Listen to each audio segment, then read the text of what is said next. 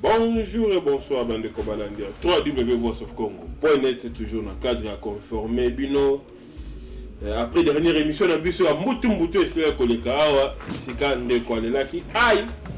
Tous on est sur le lore à de cordon Pambou. Vous avez alors qu'à la raide. Nous sommes sur le lot de Kolobela. Actualité politique, Makamoué, Zadi Koleka, surtout Awa, la diaspora, P. Namboka. Donc, Bandeko, Boza, on a vu ça, la dernière fois. Surtout, parce qu'il y a des commentaires. Na kotanga ba commentaire na bino suko bo tika ba commentaire ba baza contre ba idée de ko bimisa le bo tiapé to kotanga lelo to zapena na temps to débattre malamu quoi hein donc senga pela ndeko to ya million de kodo azala moi maîtrise ya mingi parce que dernièrement awa ndeko asidika ki mo mkie comme ko divaguer mais lelo to kozala na ye bien quoi bonjour de kodo pa bonjour ndeko Béni santé. Santé Utoko, donc Nzamba PSAP, merci pour l'invitation. Donc voilà. D'accord, donc, l'actualité de Kili, na Mikolo ici du Kolekawa. Donc, dernièrement, tout cela, mon Makamou Mingi, tout cela qui Makamou ya retour Jean-Pierre Mbemba, retour ya Moïse Katumbi. Mais, quand on est tout le belaka na actualité, Touti, avant de continuer retour à Jean-Pierre Moïse Katumbi, Touti, comme on a candidature, je suis autour de la carte Mboka Kinshasa, ma candidature, moi, Mingi, tu as la candidature pour un jeune Moko, premier candidat dans l'élection présidentielle qui a déposé candidature na Kombo Yandeko, je pense que ça, Ngabe Kombo les a qui mathématiquement maîtrisé à monter, mais Kikouni, je pense. Jeune Moko il a 36 ans. Accueilli à foutu $100,000 a déposé dossier naïe na CENI. Yo moni wana ndenge ni papa. Courage naïe. Ana 100,000 naïe. Complexe exact. Ana mbongo naïe a déposé candidature naïe et après. Mais sur tout moni pe jeune nango ba bimisi ba screen manche to bec ba capture d'écran. Azaki wa s'attaquer na leader na bino. Et ça politique. Ce qu'on s'attaquer à l'idée de bisto, c'est la politique. Ndengolobi, l'autre fois, Nandai ko divaguer, bon, je pense que aux Zuka Mambo na Lobaka, Nandai ko divaguer, mais. Yom te met ça, verbe divaguer, tes papa. Et ça, dans le dictionnaire. S'il te plaît. S'il te plaît, on est devant le peuple. Donc, merci, peuple, respectez-moi quand même. Respectez-moi et respectez-moi. À lobby, bon, Soki Bata, il y a bateau, on a des résistants. Tantôt, Soki Ngana, il y a Michel Komara, moi, genre. Mais ce qui va me soubailler, monsieur, comment moi, ni n'a compris nana. Et monsieur, moi, j'ai tout sur la papa. S'il vous plaît, on s'adresser à peuple, on répondre. Ok, merci. Donc, bah, débat, on a penza bolongolanga nango. Je pense que ce qui moutoua na ça qui va tenir ba propos moko boy et il y a ma bé pour na dire na biso. Biso que toi na munoko. Tu dois répondre, il y a la dernière fois on a divagué la personne a eu dans des mots à faux. Nous avons temps d'expliquer, c'est tout et on continue, on est des Congolais. Donc, tout le monde a dit la moto porte à ça les lots pour le Congo, nous avons frère. Ceux qui gênent, on a 100,000 naïe, à le déposer, candidature naïe, on a encouragé à Congolais.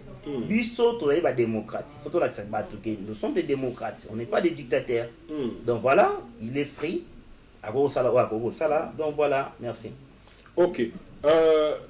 Tout le monde qui peut dire sous la candidature, il y a Ndegonayo, musicien. Ouerasso. La candidature, il y a Barbara Kana.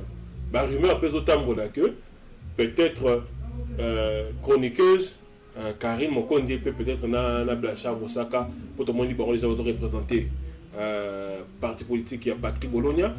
Bango peut bakotia la candidature na bango kuna yo comme on a vague ya ba musicien surtout au bango le bazaka apolitique parce que tu dis bon bazaka tu es apolitique tu es dans la politique depuis tu es mbakaka mais tu moment na bango mingi surtout wera na babara ba koti na politique ba koti na plateforme ya FCC à travers la parti politique comment on a ba komi bongo pour yo analyser en onde.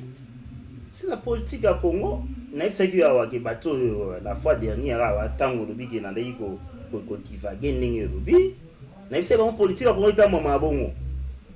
Olingi buzoba, toke na buzoba. Olingi mamba sege, ozi mamba sege, olingi olia fumbo. Wana di politique à Congo, la réalité en wana. Eza vérité pe réalité. Obo mona wana. Donc mututu akoki ko tika des candidatures, mais mututu ana conscience teke na sala kanini na amie placé na yango. Yana ibisaka yo, tana loba ne bandeni. Ki ambuye mezo kota na diaspora. Na suka likambo bokoyeba mutu na nani tona bana prophète bo comprendre te na betati na ratati nyoso no ba esalamaka lelo bokomu komona ba masque komo tomber masque tomber ngam na oloba kolandela maloba te loba papa tika ngai papa journaliste na pona yeba te ko cha songi te pardon donc cela veut dire que Barbara bandeko na biso tout ba ensemble bazali faire otika candidature na bona koloba mo abete.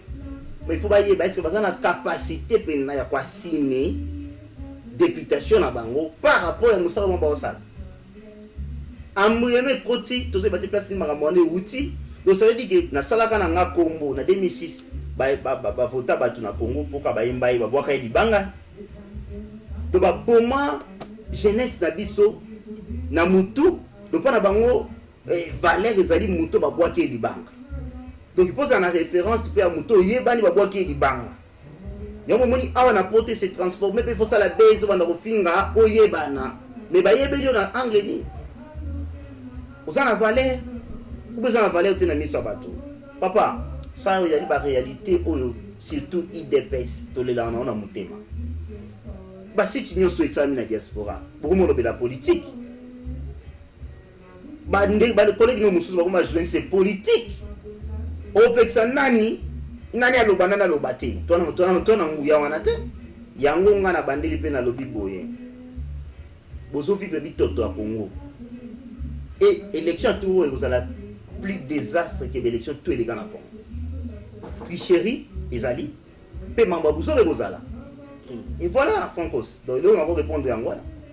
Mais si on a bateau bazar on va que bazar utiliser ba musicien pour la popularité na bon pas parti politique.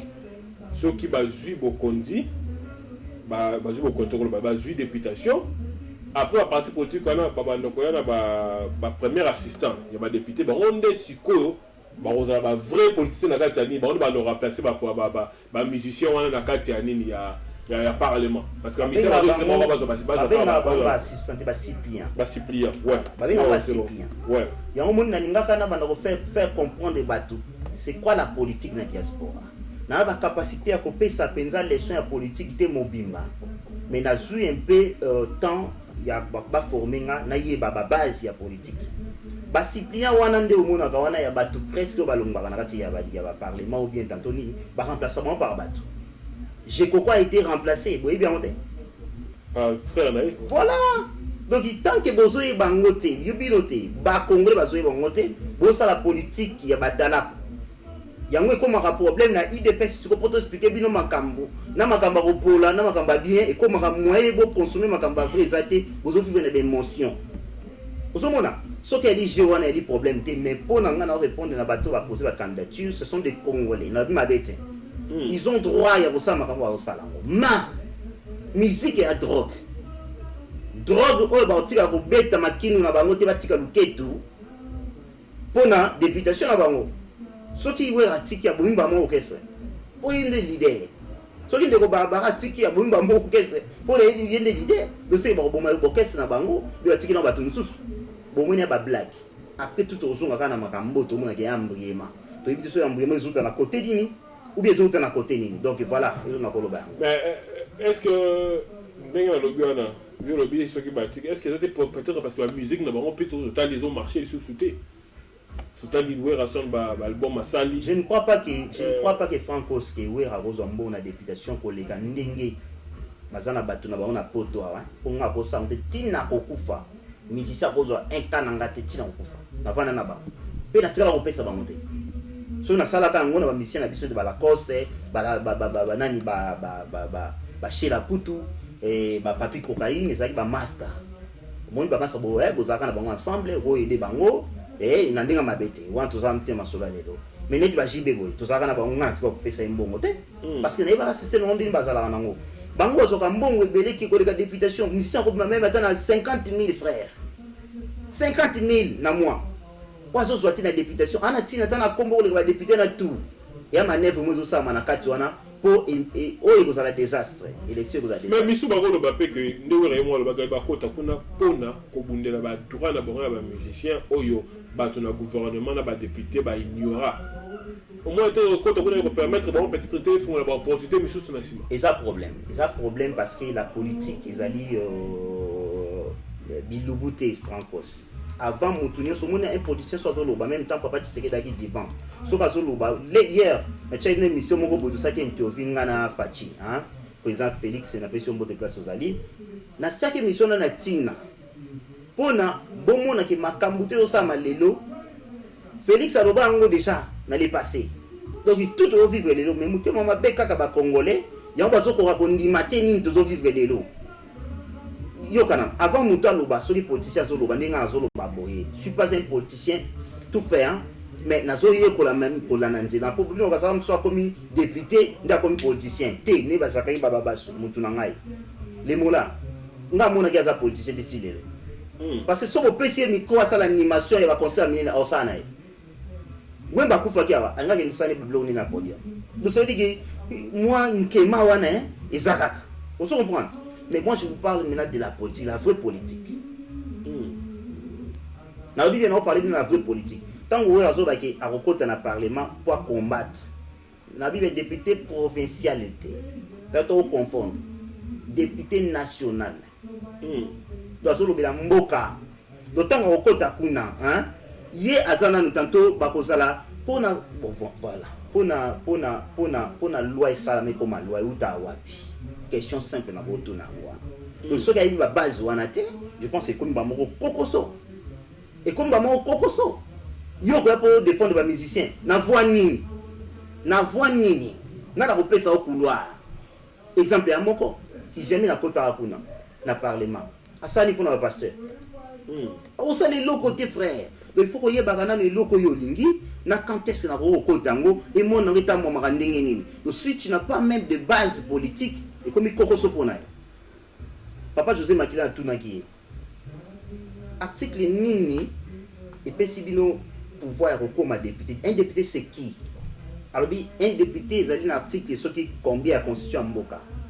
Na bina yango un des défis soit député.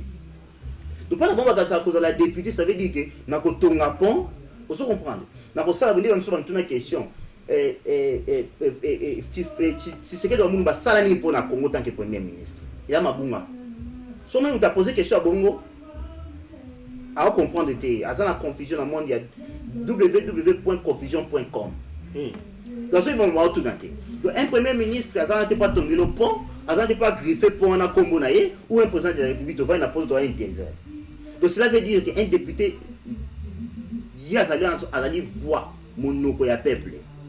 Et monoko ya peuple azali combat parce que avant de comme loi il faut vous défendre yango et li monsieur pesami monsieur on a adopté yango ba traiter yango ba voter yango ba kei nango et quitter kei dans sénat beti ndangé comme pas président de la République a promulgué sur la démarche wana ou a que sauver na ah tout temps ba mo ko sauver to vana komba we raté bango moko ba bazana na ko yina na dislocation ba groupe skill et kabwana ba reptile na ba reptile ça veut dire on défend na pour jiba ko linga we ha défendre été par rapport à ya ba rando na bango le bazo expliquer biso makambo oyo biso to ali mieux passé ya ko mona yango mais comme argument solide mawana biso ndeko na politique evanda ndio mais bato comme ba bino ba congolais pourquoi boza un peu fermé bon parce que ba te beno mo appelle par exemple ba mboka msusu place ba musicien ba côté la politique msusu pe ba réussir ba ko gouverner pe malam.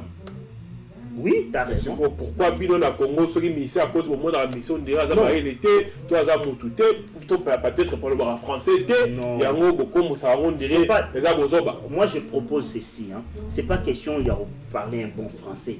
Les gens confondent des choses où babazana moi problème.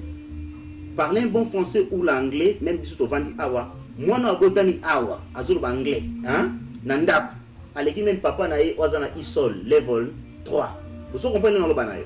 donc nous sommes moi intelligent donc quand on a confusion mais il a expliqué que c'est pas question d'un bon français ou parler un bon anglais, c'est pas ça.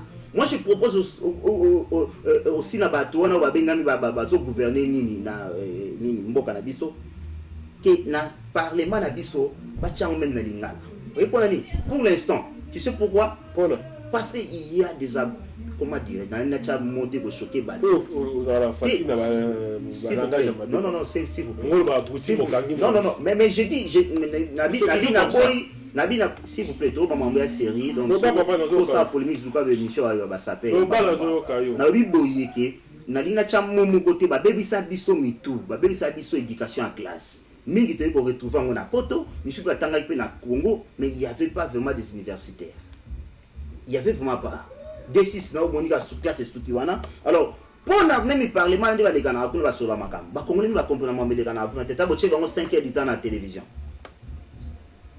Peuple na fin fond na ba communauté, ngana mo na cité na mo na ville te hein.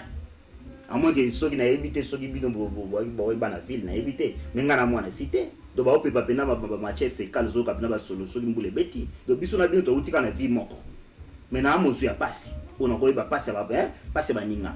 Donc ceux qui bazo sur la parlement congolais ba ni mamba sur la té avec bon français mon nouveau tout ça ils ont les congolais wa mais ça la sigo le do mona ke ba iko cha idéologie ya bendition minga lingala na Congo pour même le peuple a attaqué mon éducation na chic hein akoka ko rattraper mamuke yebisanga na poto bana ba okende classe ofele éducation ils ofele. Mais na Congo, ce papa Botio, ana mbongo te, obimi abouti, obimi bourrique, otikali bongo, ou a déformé. Et moutou a suivi moi connaissance te, tant que moutou a moutou te, moutou a tangité dans la vie. Sagesse ce que l'équipe a cassé grâce te, ou a moutou te, donc ba bébé c'est vina. Y'a moni lelo, to bunda pona ba valeur, ya bateau yo, ba bébé sa bango ba vie. Boye ba kebota la place bouti. Donc pour nanga, na lobby que we ransom. Tous allons na culture mon côté na ba pays musus africain. La nanga bien. Dans la culture mon côté au Burkina Faso, basala yi makambo, lelo bazali. Pourquoi bien go sa Burkina Faso te? Pour toi culture mon côté. Culture na biso ya kama mbako fingana, ba confusion, ba ko conseiller makambo, to vandi kaka wana. Diffamation, yo biso monaka. Alors, pour na biso musicien abima lokola mutu moko alomba na ye. Vous comprendre? Alomba na ye mesa na vie na ye, mais et aussi mbaté papa et si mbaté na ba mission de woni wakota ici bon c'est quoi na ba voter bango hein tala we ka ko même atana 200,000 fois yemo yebani mais aibelo ke ça na parler matin bolingi sanga mon frère wera wana mutu nanga ba kala so boye ba te yoka so na benge bien beau frère wani accord du solo boye bien on na bengi beau frère pour perdre du solo je pense que mon pas aller avant Azali na moni commentaire na yabi pourquoi na bengi wera beau frère. Donc tu na wera banda 88. Donc vous comprenez? Beau frère tika nzela na yali wrong way aussi. Na yabi pourquoi na wera. Bon siko le beli wera ba mais ba kaya ba Karim Mokonzi na ba Mosaka ba on peut pas se lancer. Bango tu baga ningi mona ba to ba kumisaka bango na batala kuna bango. Siko bule soki na leader lo kwa wera na bi déjà que non. Il faut aussi que bateau ba komisa ba na banengi. Ya ka réponse si na pesa. Donc bango ba ko. So, du coup le lo boma yango na frère. Ça veut dire que même na poto yango mtelo ke boma. Un journaliste ya musique a se transformer en journaliste politique. Azolo ba makambo na mutu na makolo te. Ayebi même histoire makambo azo maîtriser te. Bato ba consommer yango. Vous comprenez? Ba site na biso et se transformer toujours na politique. Il y a pas des choses en moi qui otika mutakala. Ceux qui m'ont mutakala les autres ya mbetu. Donc c'est bien tout bokena na politique. Alors politique on bossa la monde ndenge nini? Ceux qui réellement ont la conscience que ton akata combat. Na petit mutu te. Pas nga besoin caméra facile micro facile. Ba ozon c'est la réponse. Mais il biso tout comme le temps où tu as conscience, tu comprends le retour ça là. Donc même problème comme na king, ceux qui politique, ceux qui musique foot et sous-souté. Et là on y ça. Bo pays ça où il y a potot. Na côté la pays côté mususu. Au côté. Tu na côté les côté mususu. Et bon ce soit bien comme député ba kana potot ya zoli na king. Faut ça na. Comme musique beta masuna pototé. Donc faisons un bon combat et toi banane to ciblé, pe mutu na muta amitia na place oza valable.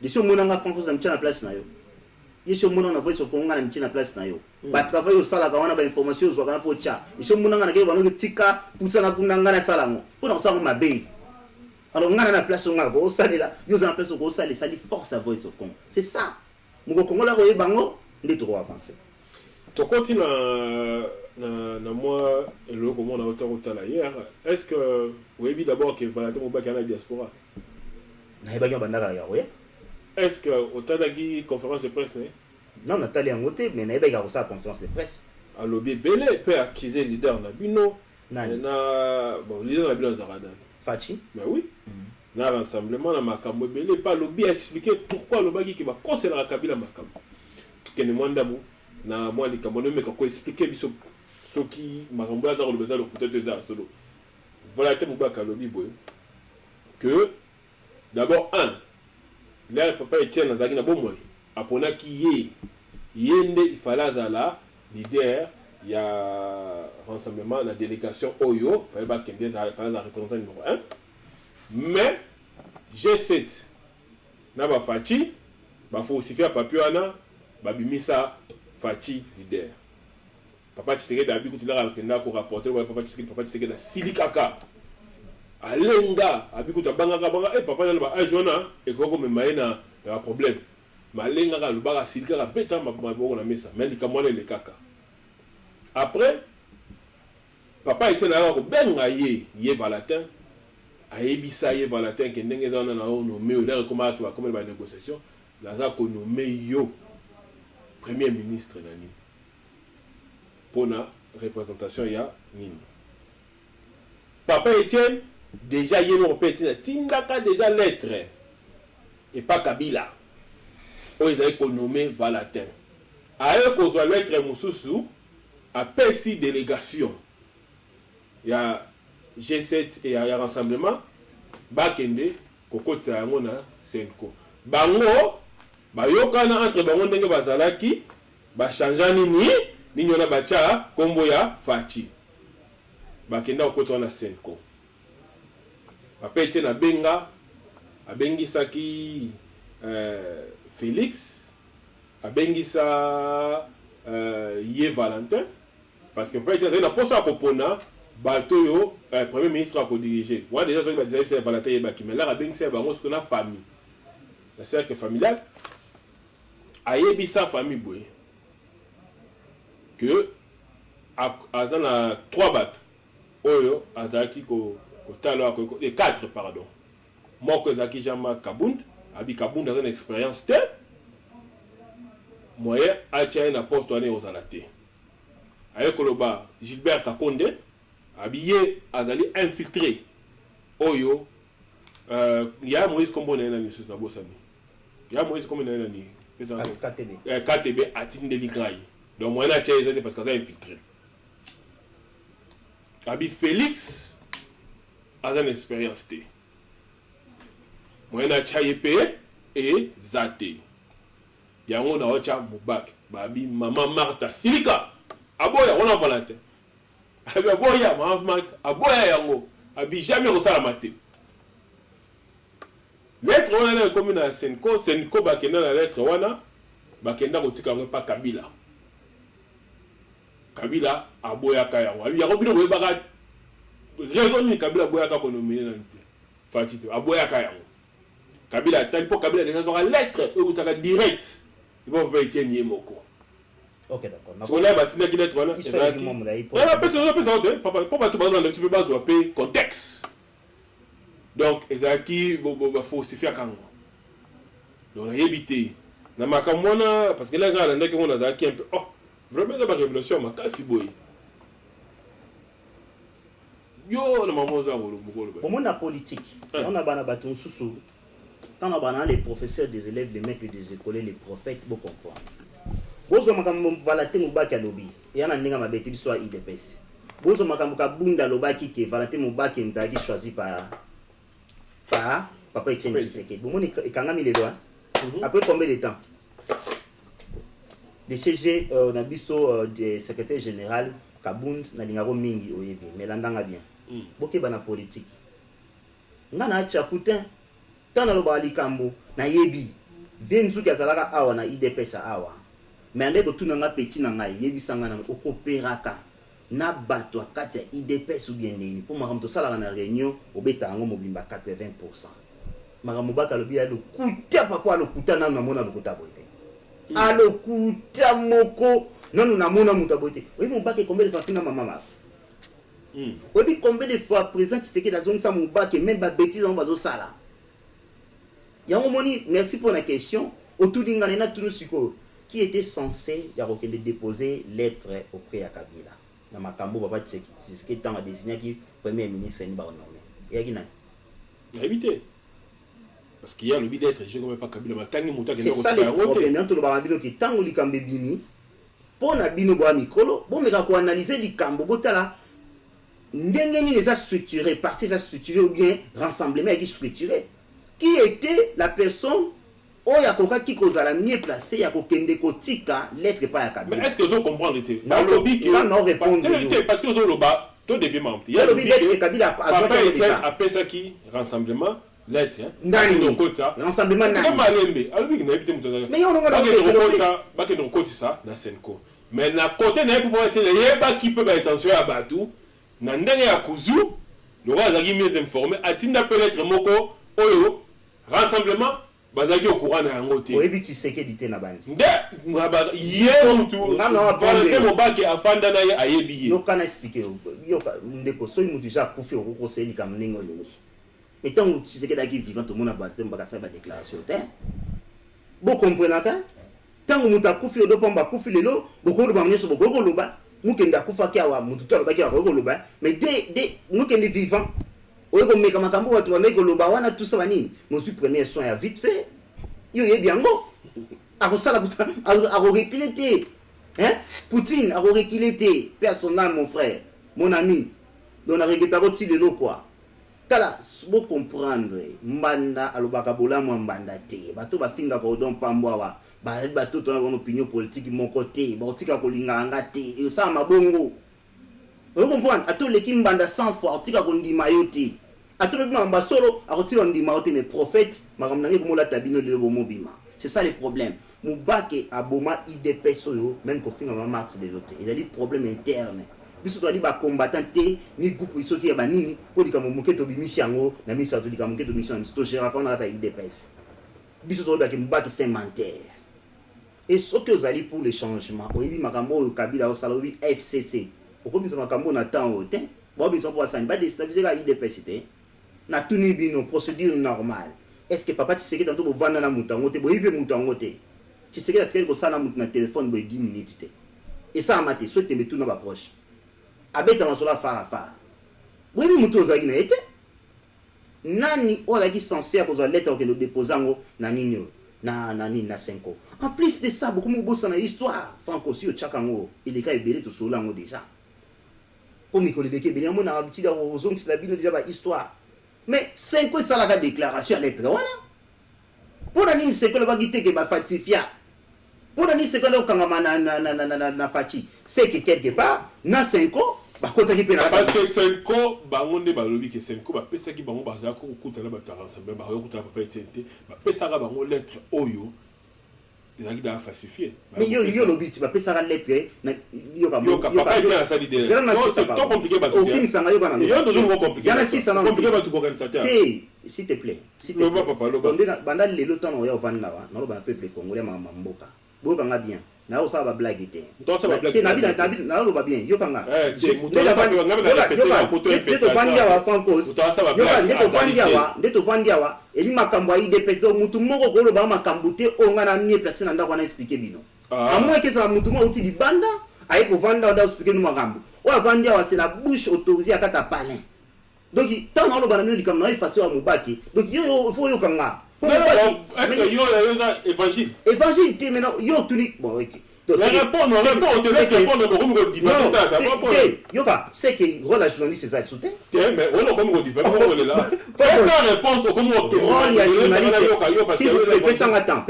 Rôle la journaliste si je comprends bien. On est là pour comprendre la situation na merci. Le gars tout dit question là yo vandanga na éclairé pour battre que yanga les évangile c'est la maison maintenant qui vous parle maintenant.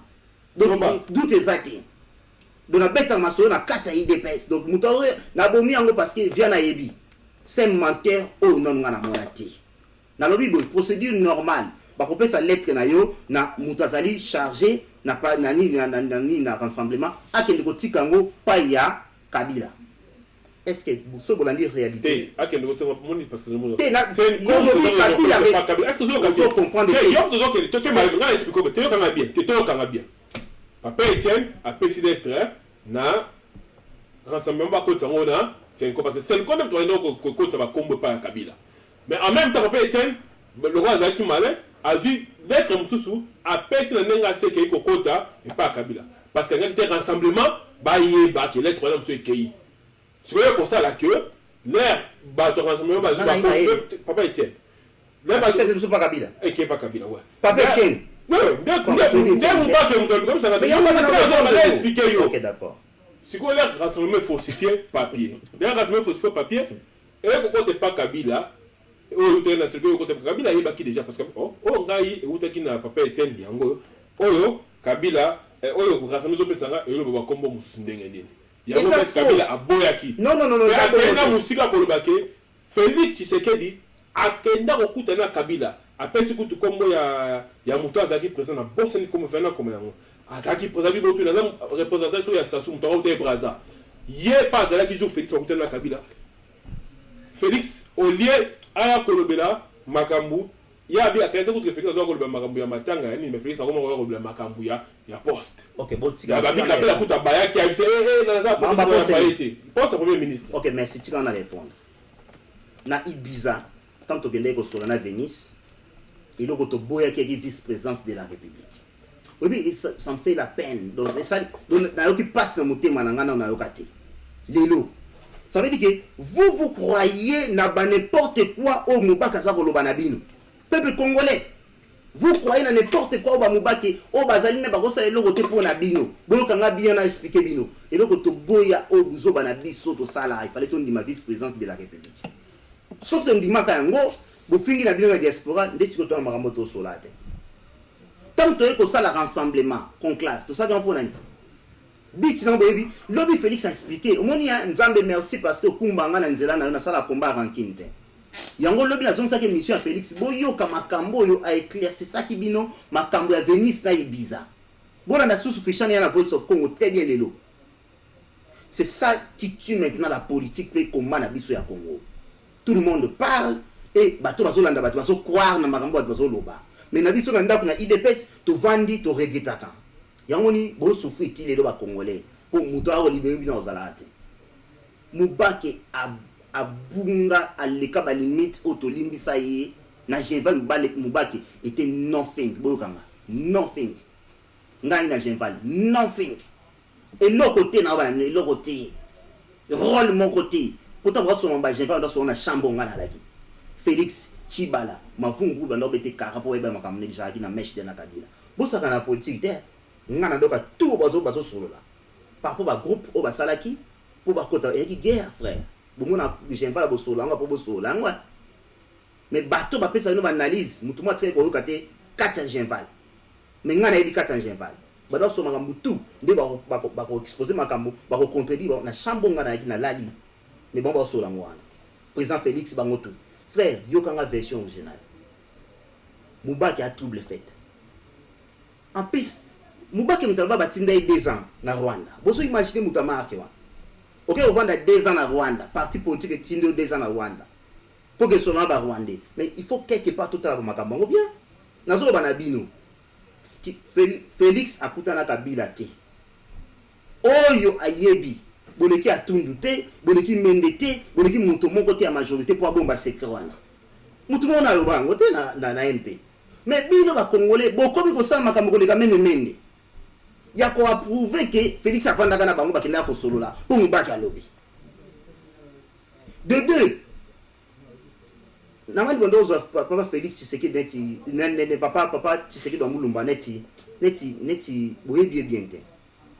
Tiko Tshisekedi akende kotinda lettre mbala moko pa ya Kabila Tshisekedi vice-président kudu toboyi yango par rapport à moto ke solo na bango toye ko memba ba politicien surtout zonga ya kovanda ya kobeta mpoke ensemble poto kende liboke moko poto kende na glissement te ou ba faille ba telemelaki biso boyebi histoire très bien. Allez, papa Tshisekedi Etienne azui lettre na ye na komba Tshisekedi na mwana moko muke auti Rwanda na babota mbula Tshisekedi akio s'adresser na ye talbino boyebi Tshisekedi te omoni mabe ya poto yango caméra facile na micro facile mubaka bebisi mitu na bino ba congolais s'il vous plaît boyo kanga na expliquer bino pona na chite papa Tshisekedi asala yango te maman Marthe pe akota mambo te Félix a qui détesté détesté mais a qui est négligé par son père so boy baté parce qu'il dit maïté de makambutu mais so va commis on a pour approuver qui azali capable de recoma peu de deux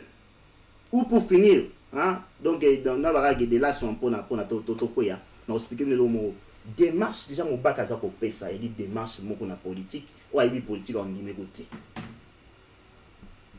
pour une lettre fait comme on a 5 ans à médiateur et le moins à 5 ans comme mon Kabila beaucoup pour raccourci est-ce que tu sais que tu es docteur pour ça bêtise à marque même on a ça bêtise ou allez vous croyez en ça vous avez mélanger le la maille mais c'est décevant hein il y a quoi c'est décevant alors on arrive à comprendre les vols toi dans la diaspora na comprendre les vols toi nango et vous la combat to libérer Congo c'est décevant mais bah le but toi de comment tu as aidé tu as le but que ça oui ça monsieur Abbas conseiller Sassou yem tazaki présent na réunion il y a Félix Tshisekedi na Kabila par rapport à dire mon frère ce qui lelo bakangi yo obomaki mutu na mbeli baki ko chao devant tribunal franco sinon moi tim tazo posa ba avocat ba côté lié yo na mona ngotelo ko kamwa ngwana boza ko interpréter kaka makambo mubaki adobi mais moi je vous explique la réalité de la chose et attends te expliquer en moté que muteme ya mabe ko tika ko kwa na ngoti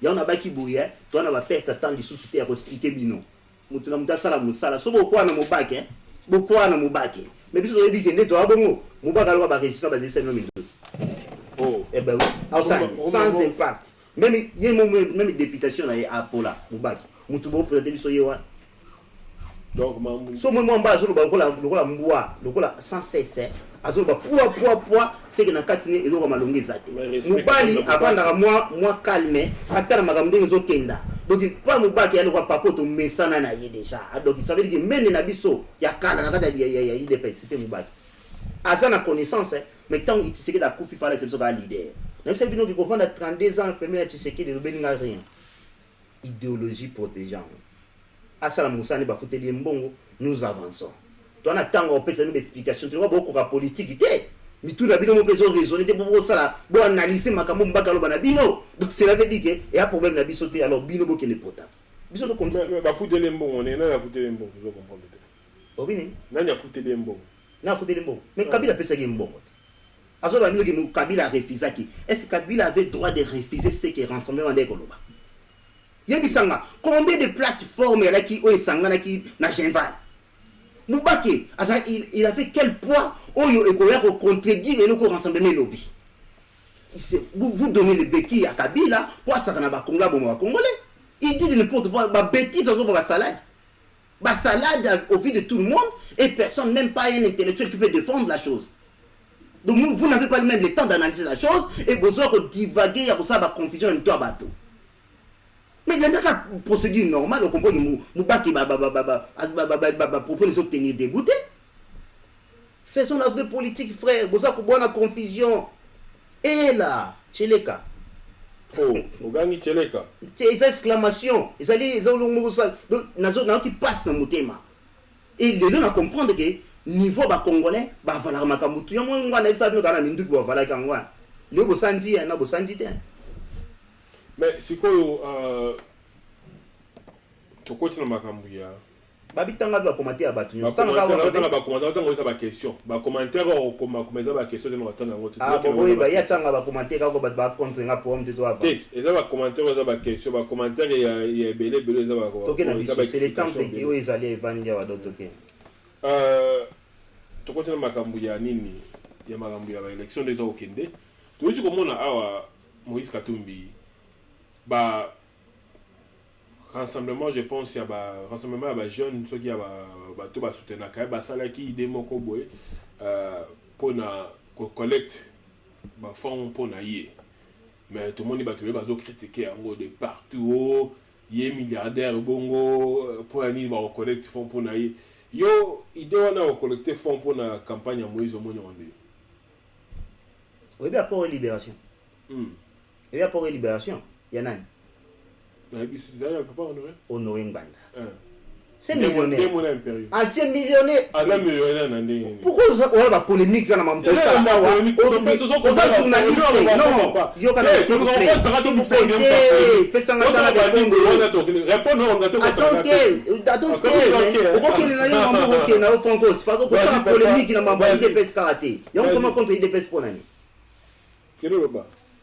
Je me demande, je pose tant de questions. On a un makambo pour libération par rapport à la question à Moïse Katumbi. Il y a une mon impérium. Et il y a ça la ligne. Donc, si on a un débat, sur le débat, il y a un selon, il y a un vanda. Comme ça, comprendre, tant qu'on vanda monte le bimana chaise. Le journaliste, il y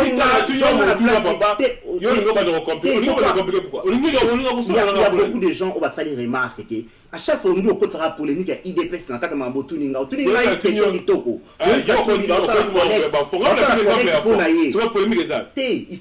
c'est là qu'on a répondre sous question là boy au tiki non ngana silisi après la banki si toko sous question là boy après tant au silisi au lobby mais ndengo le makambo ngwana mais il y a plein de monde impérium té wana né on est là ben la journalisme natanga quand même na ça tika on te natanga éthique na déontologie bo respecta rango yo comme ko penda ko betangele ko moko boye oyo ba nini mo boye on va ba question tintam ba nika ma di dernière fois ya ki yo le bas papa na boye yo kanga na boye depuis mais apport et libération nganda ki ancien multimillionnaire yo bien il y a une vidéo autobima habité à Sombara le point où il y a papa dans syndicat. Au bout du point il y a combien? Pour attraper un volet, il faut faire montant mbongwazanango moins salaire bandai ko futa bango apo kangé bango. Au moins personne qu'on a tout dans des réseaux, on va pas congolais tout. Bo avaler tout est bon on a dans réseaux sociaux. Besoin temps yako analyser.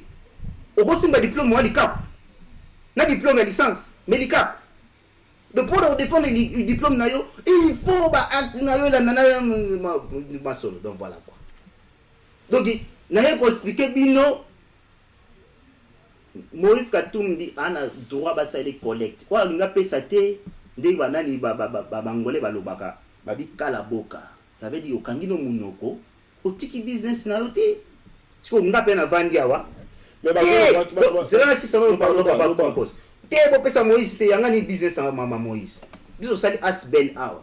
Ya soutien ya Fachi. Bata Moïse pe ba soutenir ba congolais mususu. Ka ba congolais do manati. Bata soutenir Kanambe biso moko. O ba soutenir Moïse Katumbi biso moko. O ba soutenir Bemba biso moko. Fachi biso moko. Paysan occupation. Occupation à nini pour boto ça ba bêtise. On va soutenir, pardon Andego, s'il vous plaît, dans l'émission. On va soutenir Moïse Katumbi. Qui est pour soutenir? Si on fait ça 10 francs, et t'as un business. Qu'est-ce qu'il y a à voir? Après la libération, on va nous dire que on va nous dire comment on va se faire populaire. On va tourner à son bon, on va nous dire après la libération, il y a un va se faire populaire. Mamba ba yinye, il mamba se faire populaire. Ernest Likio, merci frère. On va comprendre. Petit frère, voilà la famille, on va comprendre. Donc on va comprendre, c'est bon. Donc voilà, voilà un non-événement, tout les gars l'essentiel. Parce que tu as le but que le peuple, au besoin de nous collecter, il faut un peu d'avoir bazar, peuple beaucoup pauvre. Il y en a répondu en mode. On peut s'appeler, on peut s'appeler, et ça pour il y en a répondu en francos. Vraiment. Donc peuple là tout bien d'arabe. Tout qu'est-ce qu'on a makambu ya ba élection quand on continue on a tout est comme on a ba analyste là ba juriste on a écoute place ba outité bon sous souper à hauteur comme ça là je pense ça Raphaël Niabirungu Mwenen Songa ye alobi a tango ba bloka ba loi ndenge za ko sala surtout mbemba pour la sakembemba ndenge ba juger pour la subordination de témoins. Ils ont constitué entrave à la justice, puis forme moko ya corruption. Donc soki tolandi constitution moto oyo akendaki na boloko mpona babiloko wana akoki jamais ko se représenter. Pe babimisi pe côté ya Moïse ki ye pe côté na ye akoki pe ko se représenter pe te. Yo na makambo wana d'abord avant na kota na côté na bipo lo bakina wata ki des pèses soki ndeni mais mambo na zo mona monde politique réalité na Congo et les politiques ndenge to barate. Faut comprendre. Politique na Congo ils ont makambo mosusu. Politique ezo mona même constitution so ba bomango le ba bomala bango. Pour Kabila respecter constitution avant pas respecter constitution. Tout Congolais a droit à l'information. Alors nani aussi on a déjà place au mona ke oté et ba pesi ni délestage na Congo. Frère, ba bilo mosusu ko to rebi réalité, moi to répondre dans les até. Donc étant bon politique a Congo comme ba stratégie ba tactique. D'après politique na Congo ça mante. Mais ce que bazolo ba ke bino pe ba tuna bino na UDPS so baza content.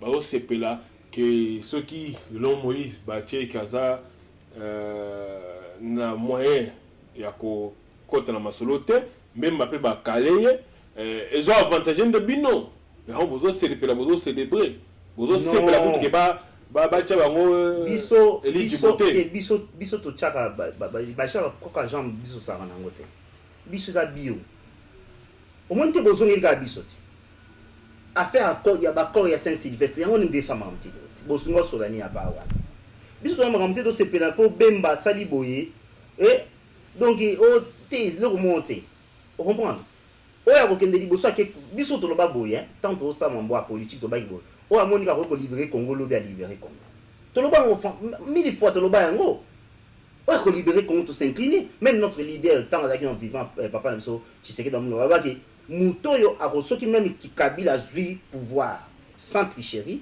to s'incliner liboso na ye lokola yibaki yango batikeli kondima ete c'est ça le problème.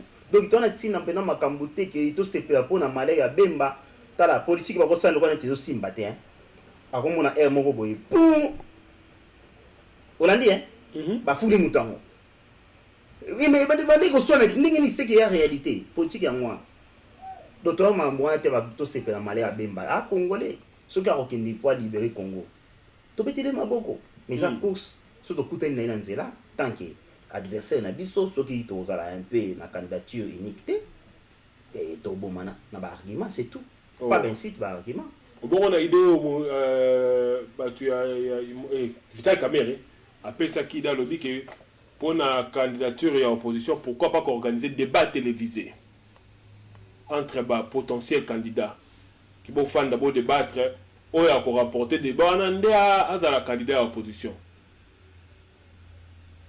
Vital Kamerhe tellement ça discours autant ba commentaire parce que na discours pour nango sort pena ils appellent bien tenir autour na question mutu mo bia soki na bia kanga munoko na ba kia mutena nga ba c'est l'équipe baba ko kanga munoko pas tout le monde va commenter d'accord ti wambola nda ba toi na te pas donc pour le sous premier ce ko pesa na faut pas so bolingi Vital Kamerhe de la lobby al pesi idée à lobby que pour na ko choisir candidat unique et opposition.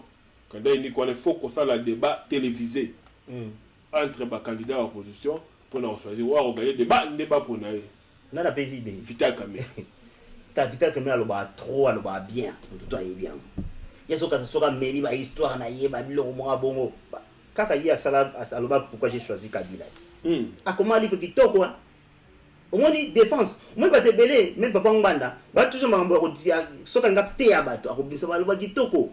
Mais souvent on dit qu'on contredire à aussi la ligne. On a sûr que est-ce que débat télévisé nous te ça qui va choisir mon namboka na be baluka mo pas défendre ba projet na mobile c'est projet ça la bâti frère yo kana expliquer projet lelo Kabila ça le projet 5 chantiers il y a eu projeté et na suka na ngo et le connaît bien asa la bino rien lelo to ko tala nani oyo akoki ko changer mboka lobi o alingi mboka zo porter peuple na cœur na essayer c'est un projet na bisa projet na lobi na yobo na bandeli ko débattre sur ba projet ya bato le kola neti o vansa ngana ndé comme surtout ça la débat sur ma traité de Nice avec na ba faire 40 pages na maleta munene awa mutanda memela ye oyebi na tanga kombote pona cha polémique te mutanda memelo yebi mutanda memela leto mais là-bas il y a un débat na yoté mamba traité Denis parce que tout ça qui ngana ba témoin. En plus il a 40 pages il dit quand même complété donc tu débattre dans question donc c'est comme un bamoko incomplet. Mais à insister qui après 2 mois tu fais ça qui 3 mois. Pour le faire sur ma maman de. Mais tu veux besoin banga parce que ba et c'est là nga c'est idée na nga nga na okeno mambo banga te na expliquer no magambo oui et ça na diaspora. Traité Denis c'est souka apilelo. Na lobi boye nous ne pouvons pas débattre sur un projet nabiso. Tout ça tout projet est bien. Et moi si. Moi si je t'aime chérie, tu vois, tu es tout pour moi, tu vois, je vais faire ceci pour toi et ta famille, bla bla bla bla bla. Après 5 ans, 10 ans, moi ça va monter au monde. Il y a un projet au Lobaki. Mais ça là. Mais ce qu'on peut dire acte pour prouver que bateau va s'arrêter na biso. Il y a un délégué projet, frère. Tu le peuple d'abord, bâti biso to gouverner, to diriger donc juger biso. C'est tout. On a répondre aux femmes. Yo kaki fachi nanu baza faible okaki fachi nanu tango abima na Sainte-Thérèse makambo fachi aloba bateli basala plagiat nango Moïse Katumbi basala plagiat nango est-ce que komona bino te site moko awa ba comparer ba dire ya fachi que Moïse asali plagiat na makambo fachi alobi pe ndamai liboso rien du tout. Et donc bino boyebi ba site ya poto a copier exactement parce que na bino aso lo ba ide wana mtsana yo pia mtsana te ngana do avancer au qui ma recherche noté sur cette émission sur cette émission de choses sans que soit dans le bac mais comment là que de rechecker ba fact il y a des fois on a ngati yo que de checker pour me donner le droit là vous parlez dans l'air. Merci beaucoup, je parle en l'air, j'assume. Alors bateau bon ndako bo comprendre que na parler à l'air te yene ndabunga ki information bo kanga Facha Bini a sali alobi un projet na ye. Mwandam Moïse aye a sali plagiat même projet mais ba site ya diaspora suis tant qu'il y a bakeno et loko yone loko ils ont match. Et loko écouter là. Rôle ya journalisme yango wana. Tu vois ba site belé ya kaka ba copie wa ba maniki bino ba tie ba photo roman na sima ba vile ba mala bino bo CP. Ba ça le musala te.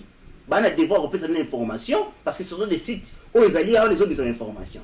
Donc il y a un peu ça montou et n'a rattrapé histoire ceux qui tantôt agagi ya kubunga soto bini awa fanko sa kolukela bino makambwana ata soki ngama na lobi na okosa bino alors projet auto sola on te bangani bomuna ki fachi tant ba ki ko sala masolo ya fara wa na po abimisa président ya IDPS boyoka ki débat boyoka ki ti fachi a bon débatteur bola na interview na lobi na ye asima ndinga sala ba livraison na ye pelobi yango il y a pas de son métier ta il faut botala mobali na miso ya mo li bino to bofinga kanga bomona ngane na bo na ye bena ko vanda pona bino to traiter bien bofinga bo sepesa nzoto ngana sepedisa bino on comprend parce que ce va tika bino temps et bon na di ma problème assumer que na taki livraison et mbala via mobali yango wala mais bino to bofinga ka misani bosana poto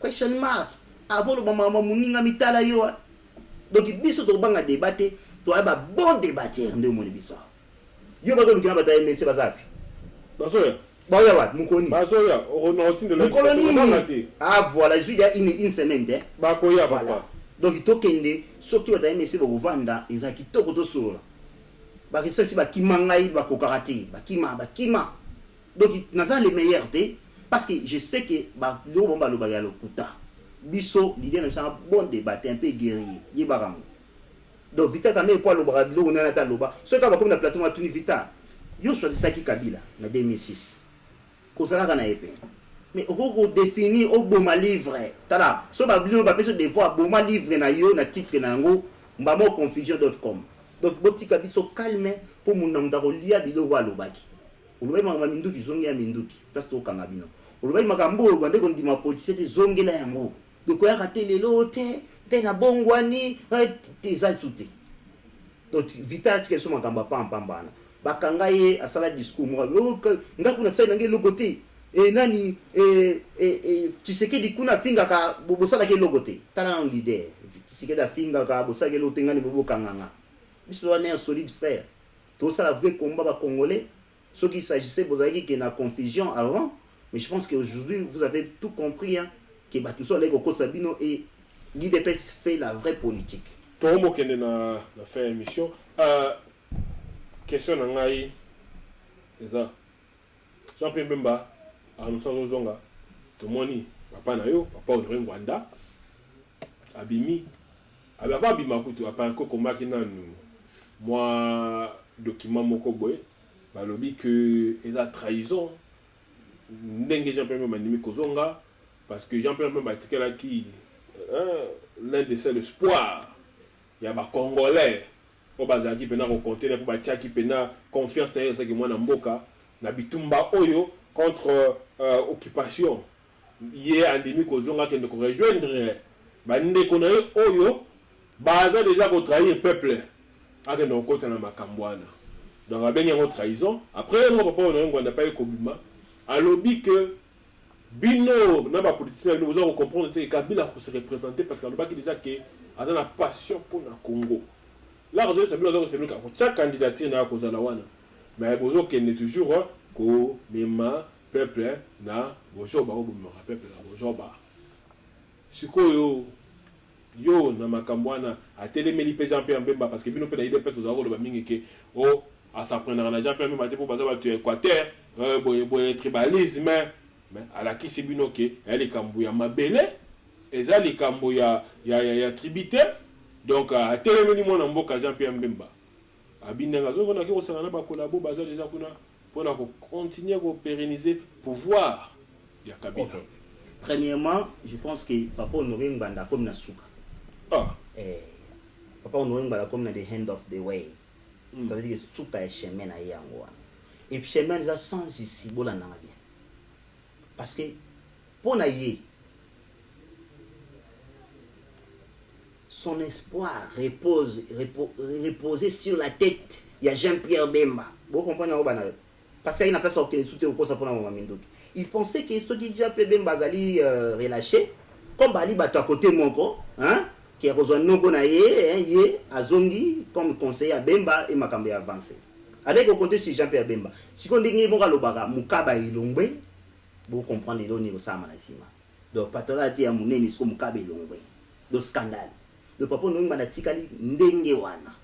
Na combat hein bien sûr hein kwa papa na combat toloba. Pour nous t'avais expression na ke to ko ti pantalon mukabe longo tikali bolumbu. Papa on doit ngwana tikali bolumbu na kati ya combat to sala. Comment Jean-Pierre Bemba ko trahir yo tandis que Jean-Pierre Bemba était un politicien. Un rebelle se transforme en politique. Un rebelle se transforme en politicien. Vous comprenez dans le lobby? Jean-Pierre Bemba n'était pas un résistant. Mais Francos, na tchela yo vidéo à Jean-Pierre Bemba zolo bake non, bana mboka, ndeto zaboye, banguna bazana mboko ote. Bande kona biso ba Uganda ba ipo ba ide biso.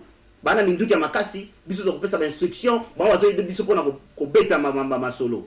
Bolanda yango na Voice of Congo. Na ite so bo ne be mission bo ngana sa la bino, eli be ya ba spectacle pour bo comprendre. Ngana muta ba spectacle était be mission marque, on be ko posa bino analyse pour là. Ngana ba bino ba réalité ko rattraper ba lobby. Jean-Pierre Bemba a ko simba lisusu mindoki te. To sais Papa Honoré Ngwanda. Abeti soki combien d'années plus na ba dizaine. Muta akenda ko sa l'intervention azati. Et Papa Honoré Ngwanda Jean-Pierre Bemba aza sala kindeki na yote. Ali kayabu na ya kibola bola te, o ya sala musala. Il n'était pas un résistant. Il a sa résistante. Vous savez comment on a passé Jean-Pierre Bemba le pays tout qui fait. On a langage ba résistant. Donc ça veut dire que tant bo ça va déclaration na bino, boye baka nini no bino bozoloba, pe batama ile balanda ka bino baye baka loko ni zoleka. Et donc on a senga bino ngwana. A trahir à Kiriwa. Quoi qu'il y a politique, mais c'est un politicien. Si vous avez un mboka qui concerne na batwana. Bilo quand to solanga na trop. Aki osana baton, so ke sana baton nde yango zan. Bango ba résistant o. Dati ni ba bazala na yango. Nandeke Michel Ernest lobby à félicitations. On peut se faire félicitations. Mais à comprendre les côté. À expliquer bien moment ningi zaliti. Donc papa nganda comme le roi neti Tom Sahel. Ah. Et na makambo siko. Moni trop de vidéos. Na obama mba solo frère. Trop de vidéos ba okufa. Ozobima na vidéo ozo papa zolo ba papa zolo ba. Ti ba ngo blague. Oba nganda comme ça comme blague. Même moi na muka comprendre comme blague. Tala frère, mutu moko tatanga na boza nsima pa Honoré Ngwanda te. Na résistance au wapi. Na résistance au wapi frère. Biso de comprendre que papa on a outil da biso wa ba na biso wapi. Résistance c'est ngara bato ba nsima na ngote. bana to bandi ceux qui 17 ans, ceux qui 13 ans à résistance au bamba bimi ba fête anniversaire. Vous savez le remonter. Moi je pas le temps il y a pour expliquer bino. Lobby vous comprenez qui a expliqué très bien. Nanangi lelo dans un temps hollandais lobby te hollandais lelo a expliqué bino. Ça la politique bien libérer mboka neni. Na ba disu ko répéter les bino. Papa ngana vana na mboka. Pour ceux qui ont été là, yo, on ozala lokola document ou tika ka biso dia bini po bimi nde ba loba nanga. Mais papa maman bo comprendre nga. Si ko papa ngana ne nani ya loba na biso to tika ebongo tout ça banini. Premier soin ko lega. Papa nganda a oko sabino. Bola na mabalo ba to message na vidéo na lokola prédication. Azalo kwa pasteur kwa chaque jour on prend des biso pasteur so ba zolo ba to kakango quand même ça la biso bien par rapport to ba ko ki mama masumu to poto masumu mais papa nganda o komi exposé na niveau moko même nga na cause na niveau na hotel on de zolo bela wana de to consommer la vidéo trop et le ko expliquer biso ces actes lukelo o mususu o bimana akela tana ba tabiloko ba ta ba biloko mitu hein kuna so na Pakistan so ba abi ça va vanter na ngomba. So c'est bavati kuna tanto ko tokozo ngoma crédibilité monté mais ba discours ba vidéo papa ata ba politique ba loba lwa yote on lo ba trop et ba comprendre que ça na le côté ozo ko ambuye biso ka situation donc to ba kuteke ndo boma kongwana donc on est loko ya ko pesa biso te tika na yo po ba ba discours na 2005 oya ko bima na balabala so ki ba congolais ba meko ke America ba ko mona ona ba mona te ona ba mona te isolement populaire ba vidéo no ça na ba YouTube papa. S'il vous plaît, ce papa nous va conseiller malamu, je pense que papa va na yo parce que tout le monde passe au commis on est l'autre. Bemba atrayer tu sais, Bemba qui ça politique est normal. Et vous voyez ce que yo sangai baza na ni ozalapi. C'est le besoin aussi munduki. Baza ye ozalapi. Et bah c'est munduki ba biki sur le mouvement populaire. Non ça on papa ngwana. Arrête na simane, ana succès te fayu la leke na succès. Ah, ne sont pas solo. Non moi je suis mama solo yimo ka lobango na vidéo ngaiti tant on commence on a zonsi la vidéo na ye après yo komo bana ngaiti na sengeli odon pardon tout ça boy na boy franco studio na papa les so meki makambwana na modi yango bazolo bana est-ce que Jean Pierre Mbemba za azakala noko aza levé en Rwanda ozo confirmer makambo eza ba vérité pourquoi na est-ce que ngana lobby Jean-Pierre Bemba a nevé. T'as pas confusion musu boza kana ngo. Obi no ngwana ndenge ya lobia. Ngana binoko, boki ngana binoko. Yo ki.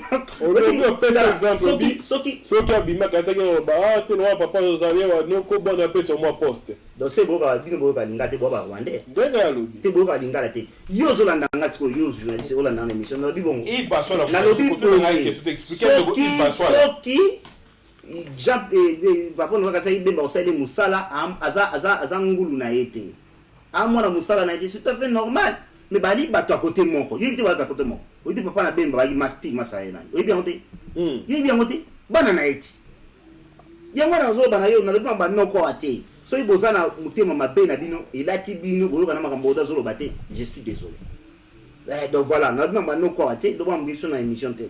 Donc ngana lobi ke soki bemba papa kalisa ke bemba osale musala et simba te. Et pour finir bemba sala nzela na yo kolanda bato ti ba odivaguer pamba na ba mamba ke sense ya mutu na makolo. Parce que la diaspora ko bokombe parce que to moni politique na ko zo avancer. Eh pardon papa, ngana loba na diaspora konta ngate. Yo tango tu na diaspora o potenga na classe. Mais bien yo zari combattant, on veut évoluer comme combattant comme combattant résistant, comme politicien. Na tra oza combattant. Oh, ngana yebi na kutana na marche kuna zonga sima. Zonga sima. Voilà, selon yo journaliste, ba patriote so ba ndauta na ndapu na bango ba indi zonga sima sur des combattants. Tu ozala combattant. Oh, mais yo mto binisa. Ya rappelle na micro na pesa papa combattant le bino fo la olobata oboya ngote olobamba mo bandi ko loba. Mais écoute, un journaliste a se présenter à lui papa combattant, yo benga papa combattant non papa combattant. Mais vidéo ezali. Vidéo ezali. Oyo lo bin de cordon, zo mona ndeni pona makambo sama na mboko. Benga papa combattant te. Benga papa. Yo kana expliquer. Pas faire la coute na yo. La benga papa combattant, on répondait à tant que combattant. Mais ce que lo bi ke tozana combattant au don. Mais moi je suis combattant. Il y a IDPS. Il y a IDPS. Nous sommes des combattants. Bisous de bima na combattant na kin papa. Il y a un ndima qui on a marqué mais soit il y a une confusion na yondo kanzalelo. Longula on a muto. longola na mutu ko benga combattant ya groupe ba combattant faut que dans 2018 longola yango na mutu par rapport à la confusion pourquoi groupe ba combattant na tabou parce que ba bêtise ça me belé et bon bazana réperté bana réperté c'est combien de bazana réperté benga bango interview fait ba yate pour la réaction bana réperté ba banda qui combat bien il y a pression en musique mais comme na suka ba lembi combat na bango moko ba comme ko finga na ko kotsa mamba kuzoba ko interdit même na ba politicien ozo comprendre ba politicien opposition bo ko interdit ba lemba mubaka à cette interview à cette conférence trouble ça nini kuna pourquoi zo mona résistance zo résister wana ko mona polémique aussi dans ma caméra la tsake longito mo polémique nini azo résister il résiste na lobi boye azo résister te mubaka c'est un politique azo te na mbo fa kile ba rassemblement ba zo sala pour la bomba mono résistance dozo finga ba résistant yo finga non na lobi ba moni ba zo seka na sima kama c'est pas jamais yo fingi bango ba aussi na sima ya c'est pas bien il faut en cause résistance mubaka résistance c'est un politicien et voilà personne to commis donc voilà après c'est pas pour sabinoté bozo beaucoup pour les problèmes avec la communauté internationale yo vous comprendre ngo na tout na bino question bo répondre nganda vanda na passeport ni na mboka ni o ba ko zanga ko moni place aller à combattre la communauté internationale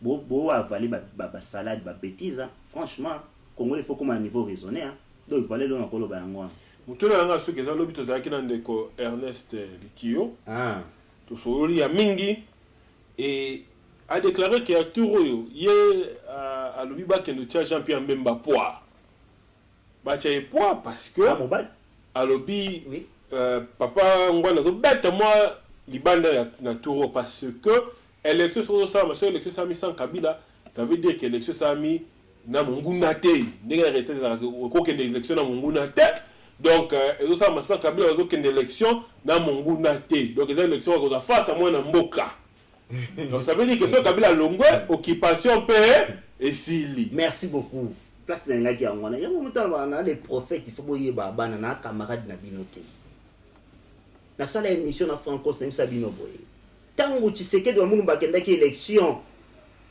na Kabila soki a gagné qui est-ce que occupation nga golongo benga olonga te mission janga na pesa ngwa réponse est là qui t'aime bon ba réponse lelo hein bon ba réponse lelo tout ça la politique avance bon comprendre biso na retard papa no ngba banda destruction ya politique au kala donc ponanga lelo je confirme que papa Honoré Ngbanda travaille avec Kabila. Quand tu doutes, oui, non, c'est non. Quand tu doutes, quand tu doutes, jamais tu n'as se comporter boy na souffrance au peuple ça qu'on dirait. Jamais. C'est un grand menteur, en plus ça travaille avec Kabila. Alors pour mbouye bino na diaspora, mais na kini sans impact. Oh on a mbino beaucoup dans notre côté biso sur la diaspora. Mais na kini sans impact. Bolaninga donc Ernest Likio wana za famille merci beaucoup de comprendre ko maquiller malobate ko la tsango pété au sala tsango bilambate longola malobano bilambe ko mabolumbu za la claire liboso battre eza lelo te abeti mo muke abeta kama banda abeta ne mpanzi na pesa de devoir moko muto pesa 7 points pour na ko renverser Kabila ko pesa na ba réseaux sociaux bilo boza sûr que ngana ba raison moko c'est que mo ya Kabila pour to meka renverser pouvoir na ba réseaux sociaux na pesi binango esama likaba kabe ya kamwanga même na John Chibang ba travailler awa kabe ya kamwanga ba plan ya ibo kumango lelo ki kabe ya kamwanga tombe donc ça dit mutu moko pesa ka ndia ibisa Kabila kebe leko boninge salama kebe leko boninge to baye yo biso papa to baye yo franchement o baye te soki papa Ngbanda na place azalaka mutu mwa tunu so vanda na ibiti so vanda na Togo bia vanda wa ça ça rival na Afrique du Tatuni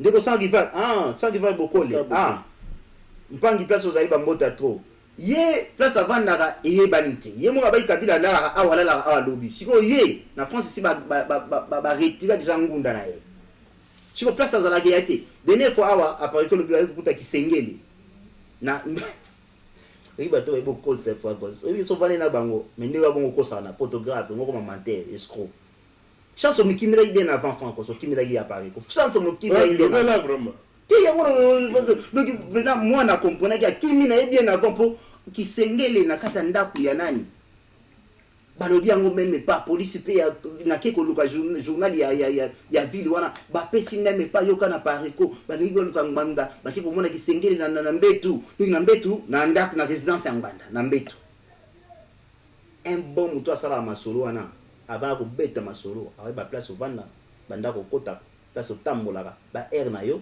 tanga au cible net en plus pour cibler yo papa honoré ngba so makambolo ba eza kilo communauté internationale mais si ba bana yo kala donc pour la sema mbolo ba ya lokuta yo ba kipa côté intérêt bato ya mboko ndo to vandia o ba sindi mukili so ka ko cibler ba même 10% na so na bango ndio déstabilisant directement bataquer donc il y a un monde qui est l'autre côté bah qui parle na bango yote donc voilà quoi. OK. Merci beaucoup. Le corridor to comme la sous émission mon à la fin on va to kabanazani papa. Mon anga à la fin ba question silien. Ouais ba question. OK, na monde de komongo boya komi awa stop attack individual but fight in your side, yeah. But na answer question na way or listen please. Soki individu wana yo qui depuis émission passée non j'ai pas l'habitude ya koloba parce que yo comprendre nga passé ba bagino émission passée ba bagino on va parler comment pète ba non et yango te comme manga ba way wana te na l'habitude ya koloba anglais te non, comme en anglais, na tangi na répondre en anglais. Mais j'ai pas l'habitude parce que dans mon langue, dans mon valorisant. Oui, je me sens à l'aise, il y a pour le baningala. Je comprends un peu. Donc, maintenant, on comportement dans s'il vous plaît. Tout ça, la mine, tout maintenant, on yokanga. Soki individu wana yo zulobake, tout ça pour attaquer. Yebisa individu na yo wana. Atika kwa ko sala ba vidéo pour na abebisa mito ba congolais. C'est alors na retour au comprendre que tokotika ko attaquer individu. Tant que individu est vivant, elle ko se mêler na problème ba congolais. Oh yemo ko sana problème na makambo to vivre lelo. Alors yeba ke mindo qui so ba na une émission, ngate na une question, tokolo ba na ype to répondre. Donc je pense que na poli peut na répondre poliment. Donc pour finir l'émission de d'aujourd'hui pardon, na lo ba na ba congolais boy. Ba congolais tout ça là la vidéo tout ça là la vidéo mais est-ce que au comprendre ni place yo wuti na place au commun là ce qui ba résistance soit mo comprendre que c'est la politique qui va changer le problème à Congo allons-y comprendre vous passez votre temps ya ko finga Kabila zoba idiot ayaka la botambula et un idiot à la tête du pays 17 ans. Mais vous n'arrivez même pas à arracher le pouvoir où il y a à se détenir. Donc c'est que Bisson ne doit pas idiot. C'est que, bien, c'est que Bisson ne doit pas idiot.